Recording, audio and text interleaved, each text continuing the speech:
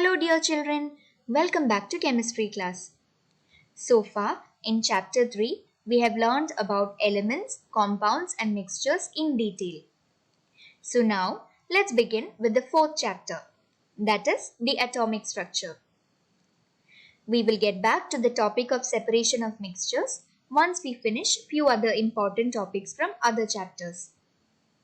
So now, before we begin with this chapter, let's revise what we have already studied in our previous classes. Matter, which is the basic substance of all the materials present on Earth, is made up of elementary particles called as atoms, molecules, ions or radicals. Atom, which we have already studied in our previous classes. As you know, it is the basic unit of matter, or otherwise the smallest particle of an element which is not capable of independent existence. A substance which is made up of one kind of atom and which cannot be broken down into simpler substances, we call that as an element. The properties of this element will depend upon the atoms that constitutes to form the element.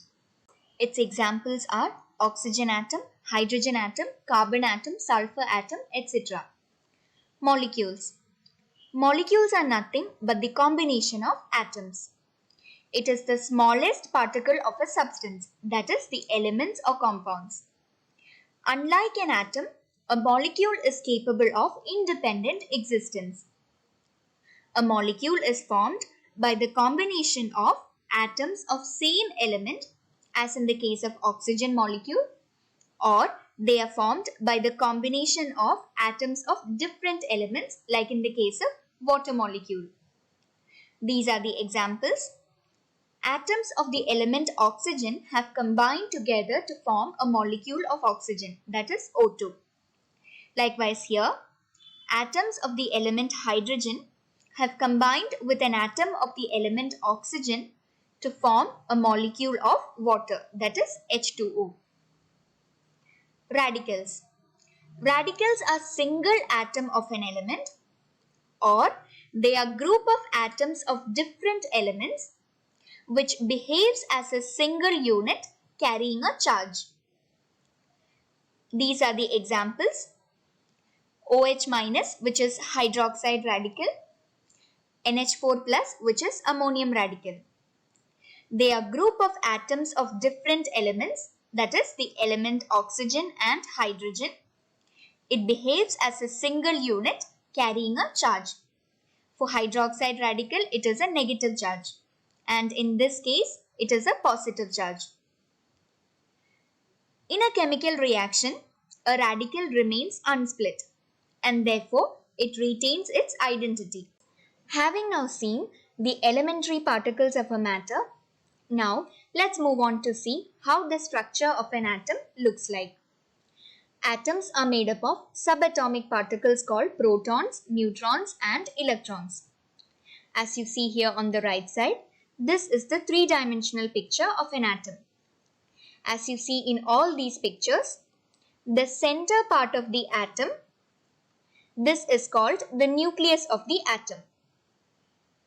Nucleus of an atom consists of positively charged particles called as protons, as you see here in the picture, and it also consists of particles which do not carry any charge, which are called as neutrons. An atom also consists of electrons, which are otherwise negatively charged particles, which are revolving around the nucleus in imaginary paths. Many of the scientists in olden times have come together to arrange the elements that are present on Earth in a systematic manner in the form of a table. But after many failures, a scientist in 1869 named Dmitriy Mendeleev has arranged the elements in a systematic manner in the form of a table. And we call that table as modern periodic table, and this is the table which we use today to study the elements. Modern periodic table is the table in which elements are arranged in the increasing order of their atomic numbers. Now, what are these atomic numbers?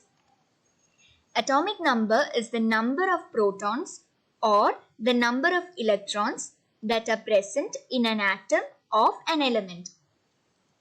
As you see here, this is only a part of the periodic table wherein the first 20 elements of the periodic table are written. You have already studied this in your class 6, isn't it? Yes, on your left side you can see how each of the elements are represented.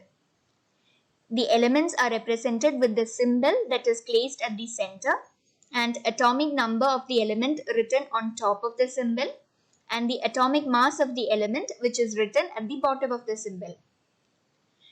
The number of protons can be represented with a small letter p and number of electrons are represented with a small letter e. Always remember, in an atom, the number of protons is equal to the number of electrons. And the atomic number, which is equal to the number of protons or the number of electrons, is represented with a capital letter Z. This is the picture of an atom of the element carbon. Now, where do you spot the element carbon from this periodic table? It is placed at the 6th position.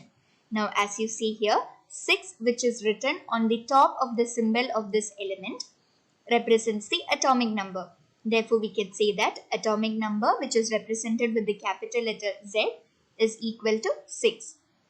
Now, we have also learned that atomic number is the number of protons or the number of electrons.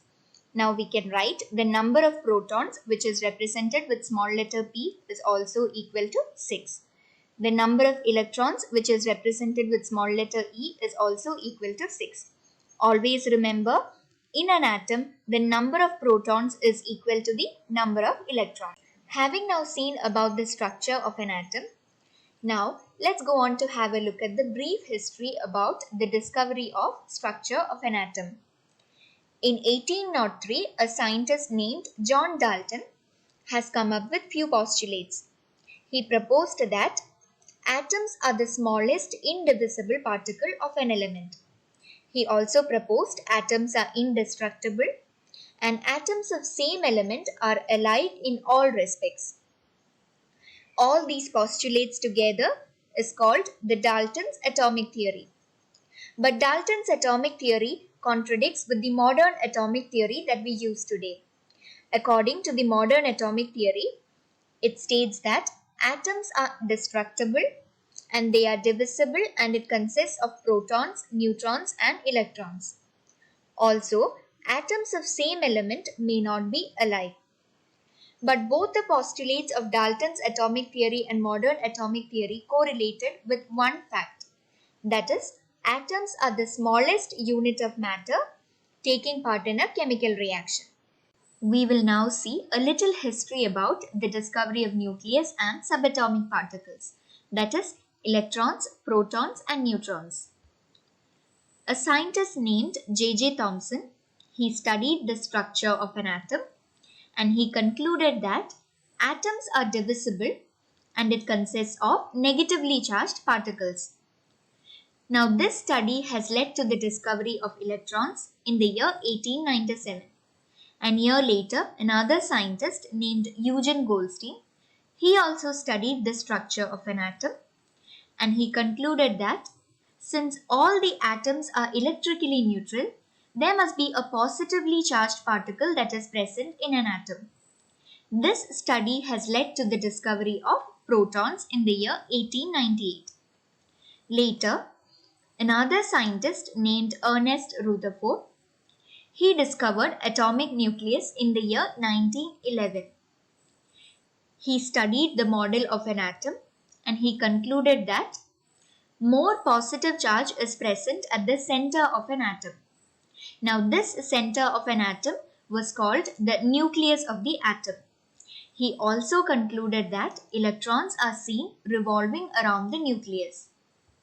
Later, another scientist named James Chadwick in the year 1932 discovered neutrons.